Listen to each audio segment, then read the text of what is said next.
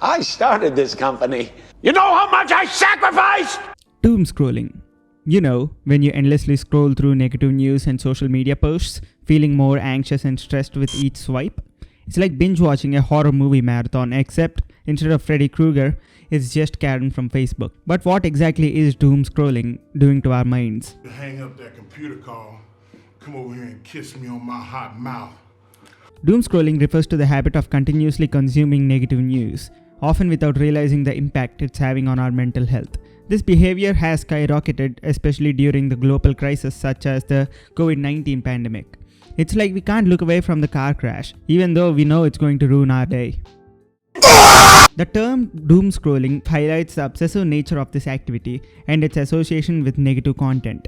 It's basically the junk food of news consumption, tasty in the moment but terrible for your health. Let's talk about the psychological impact. Research shows that consuming excessive negative news can lead to heightened levels of stress, anxiety, and depression. The constant exposure to bad news triggers our body's stress hormone, leading to increased levels of cortisol, the stress hormone. Doom scrolling is basically a cortisol smoothie. A study published in the Journal of Health Communication found that individuals who engage in frequent doom scrolling are more likely to report symptoms of anxiety and depression. It's like a bad feedback loop. The more you scroll, the worse you feel, and the worse you feel, the more you scroll. Talk about a vicious cycle. Now, let's dive into the neuroscience behind doom scrolling.